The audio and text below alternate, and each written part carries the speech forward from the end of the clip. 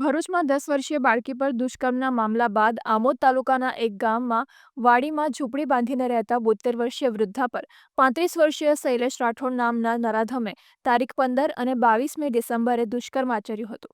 આ અંગેની જાણ આમોદ પોલીસને થતાં પોલીસે નરાધમ સામે દુષ્કર્મ તેમજ ધાકધમકી આપવાનો ગુનો દાખલ કર્યો હતો।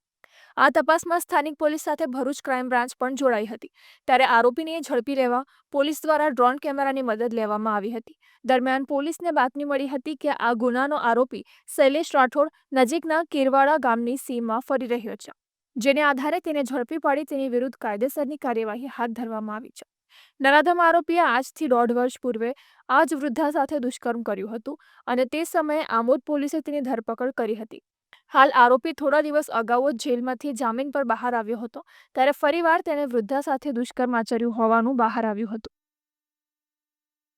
આ કામનો જે તોમતદાર છે એને 1 વર્ષ લગભગ 1.5 વર્ષ પહેલાં અગાઉ પણ આ જ કામના જે ફરિયાદી શ્રી બેન છે એમની સાથે દુષ્કર્મ આચરેલું હતું, જે બાબતે આમોદ પોલીસ સ્ટેશનમાં ગુનો નોંધાયેલો હતો અને જે ગુનાના કામે આ કામના તોમતદારની ધરપકડ કરવામાં આવેલી હતી અને આ આરોપી જામીન પર છૂટેલો હતો। ફરીવાર એમની સાથે દુષ્કર્મ કરેલું હતું।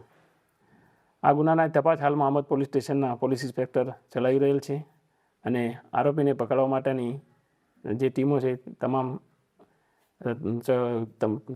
આરોપીની શોધખોળ કરી રહેલ છે અને ટૂંક સમયમાં જ આરોપીને પકડી પાડવામાં આવશે।